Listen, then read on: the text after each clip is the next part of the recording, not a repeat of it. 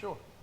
Well, let's do this. Let's stretch it to 200. How about that? And then after we check in on a week or two basis, and we'll see where you're at on that. If we need to make some fine tuning, we will. And again, it's not a big amount. It just, it's just something to keep people from putting 5 people in it, running it all day and all night. We try to, keep it within reason. So good. Well, that's a question that we always ask too. So that's good to know. And I'll get you the VIN number so you can get it loaded. Thank you. Yes, sir. Bye-bye. All right, guys. Sorry about that. Little true life in the car business. Phone never stops ringing. So I do have it on vibrate instead of ring.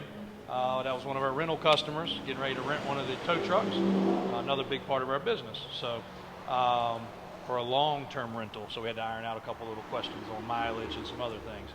But today's episode is a 69 Lincoln Continental Suicide Door car.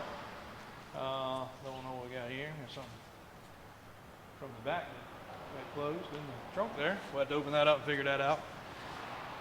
This car is a single owner with paperwork and documentation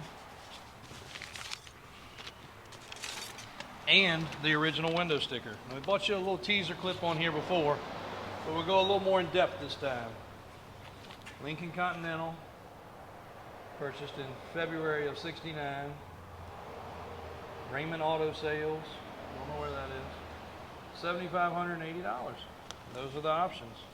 We've also got the warranty card. Some of this stuff's got a private name on it, so I can't show it so much, but paperwork, owner's manual, owner care thing for quality care. Lincoln's Ford, of course, so Autolite, Ford. But all the key checkout stuff, the little thing that the keys came in, everything. So, well-documented car. Mike said had a couple other things that he found in it. Should have asked him before coming over here to do this video, but beautiful interior, original interior. The windows have had some rebuilt window motors, and I'm going to show you guys all 4 windows work properly. It does have the aftermarket stereo edition that's down in the floor that takes it to an actual stereo, because some of these were mono, meaning one speaker. So that's pretty cool. It's got a trunk you could put about 4 dead bodies in. We'll open that up and fix that little issue there. And I guess you guys can see our videos are pretty live, raw, and real, because anybody else would have probably fixed that ahead of time, or figured out where the key goes, or made sure we actually had a key. Thankfully we do. Okay, so that's a piece of fabric that covers the jack, which is still in place. The spare tire is still in place. You probably can shave 200 pounds by taking that. AJ was about to climb in there, but I think me, AJ, Christian get in there and sit down and play a game of cards. Original sticker still in it. Original sticker still over here. Original covering, and probably the original floor mats right there that have been saved. This car is solid. It has had a repaint. Just as Mike said, if you look down the side of this car, there's a lot of real estate. A ton of real estate. She is straight as an arrow. So obviously it pretty much just got paint. It wouldn't have needed anything else. You see a bunch of smears because people have been looking at this thing like crazy, touching it, feeling it. The windows are very dark tinted. If you're not into that, the tint can come off. The tires have been replaced with Era Correct white wall tires. You do have a couple little splits where the seams are coming apart, right here and right there. These are really the only faults on that interior. Power seat works. We'll show you right now that power windows work.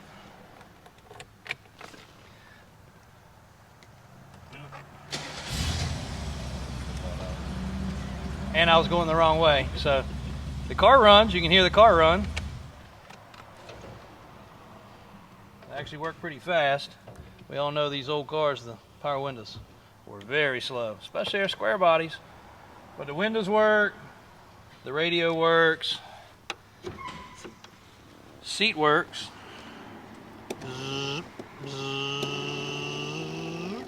Up, down, everything you want to do. Lincoln Continental here. The hood opens suicide as well. Whoops.